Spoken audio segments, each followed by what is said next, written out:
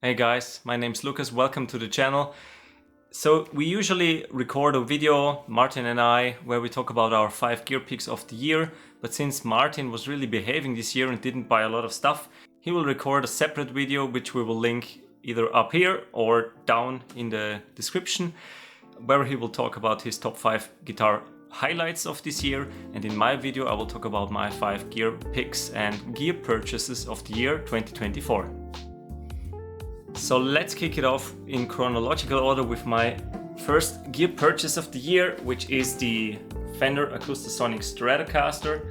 It is the Made in America one. I didn't really plan on buying this one. I mean, I knew of the Acoustasonic series, but I saw it online in our local used market here in our area, where a guy was selling it for half of what it was going new at the time, so half of retail price.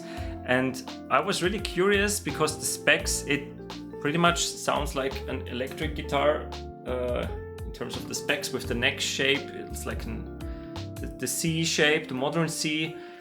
And yeah, the thickness, obviously, it's really more of an electric guitar, but it has lots of different tone modelings in there.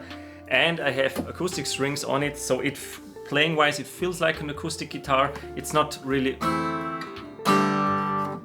loud unplugged, but it works to practice, and playing it plugged into an acoustic amp or a clean amp or even for direct recording.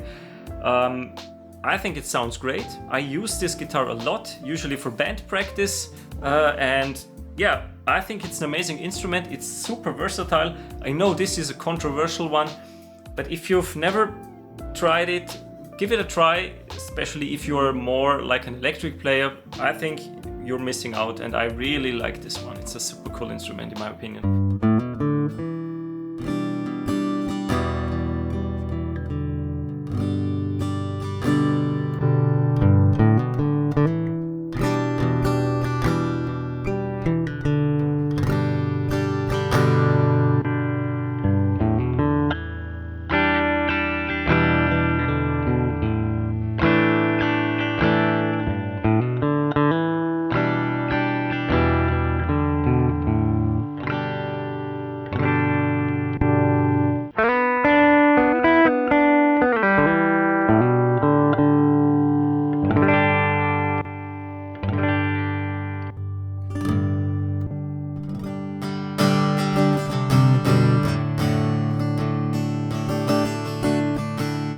So my gear pick number 2 is the ToneX One.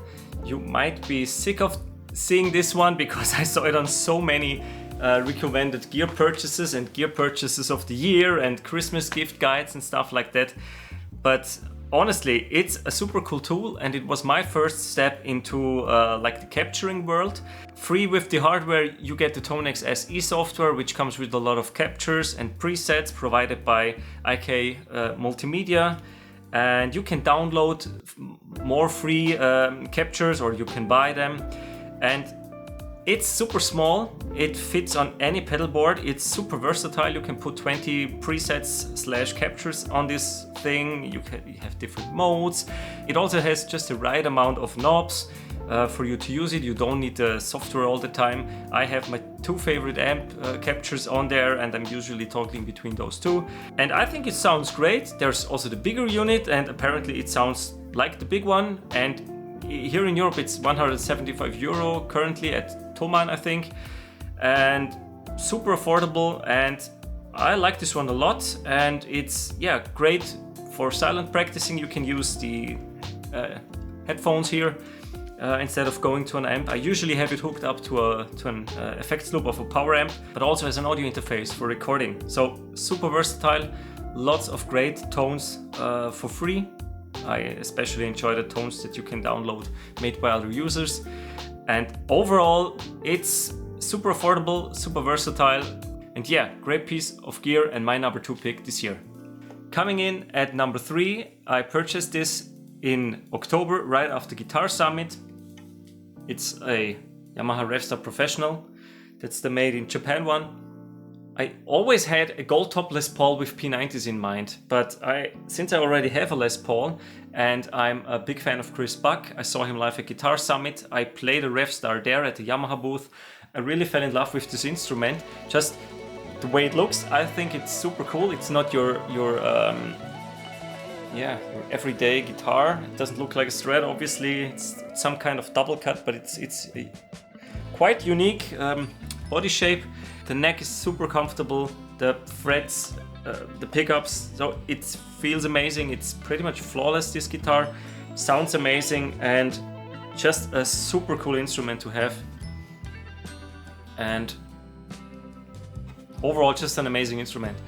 Try the Revstars if you can. And it doesn't have to be the Japanese one. Also, the made in Indonesia ones are amazing instruments, I heard. And apparently not that far behind in quality than the made in Japan ones. But I just wanted the gold one. That was just, yeah, I'm superficial, guilty as charged, but love this one.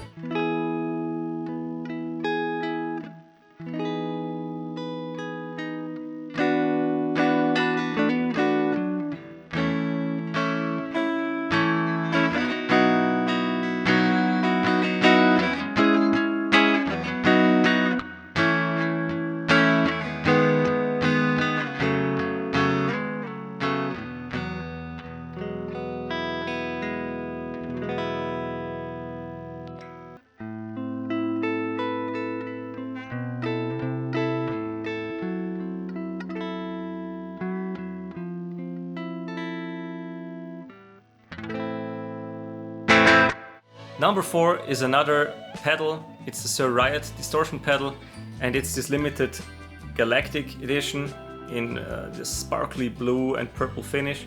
I think it looks super cool. And it was half the price on, I think it was Black Week deals on Thomann, and I just had to grab it. I had a clone of the Suhr Riot a few years back, and it is, I already like that clone quite a lot. It's pretty versatile. You have this toggle switch here, but I always wanted to have the real deal and not just a clone of it. So the real pedal, and this sounds super cool. And I've been using it a lot with the Tone Master Deluxe Reverb. I think it's a super versatile distortion with the voice switch here. Yeah, I prefer it to the leftmost. It's like classical organic, and in the middle with a mid boost. Just a great tone, and I've been using it constantly since I got it. Yeah, in my opinion, super cool pedal.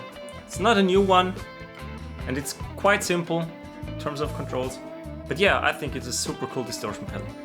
Alright, my last gear purchase of the year is very new. I'm recording this as of mid-December, and I got it only a week ago, so I'm very much still in the honeymoon phase. But this PRS S2 McCarty 594 10th anniversary edition is a super special guitar.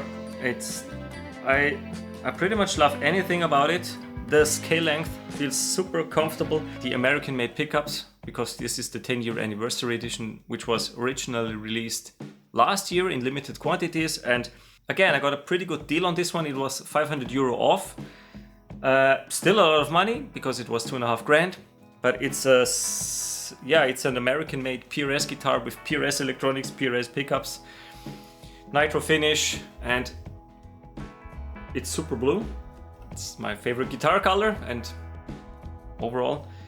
And I was surprised that it even has, it's not the over the top super fancy flame, but still quite a nice figuring in the maple going on. This guitar is my favorite gear purchase of the year. It's just overall amazing. The build quality is fantastic. It feels super great to play. I love the neck shape. I love the pickups.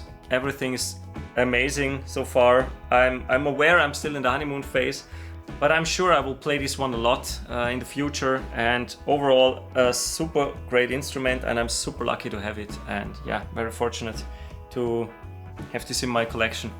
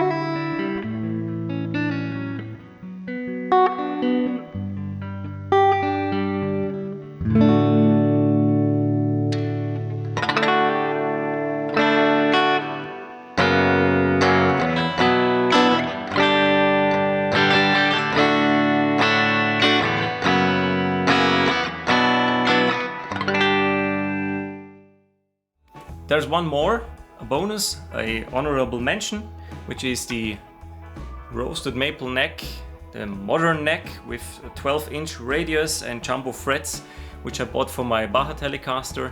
I got this one I think in March or April. I prefer this one over the stock neck, which was really like a baseball bat on the Baja, very 50s. Some of you might like this one, but to me it was too glossy as well, especially on the back. This one is satin, so this feels much more comfortable to me, much more familiar, because it's a C-neck, it's not this chunky V-neck. So I prefer this one a lot, and yeah, my honorable mention this year. This concludes the video, my top gear picks and gear purchases of this year. I hope you enjoyed this video. Leave a comment down below about your top or your favorite gear purchases this year. Thanks a lot for watching. See you in another video. Have a good one. Bye bye.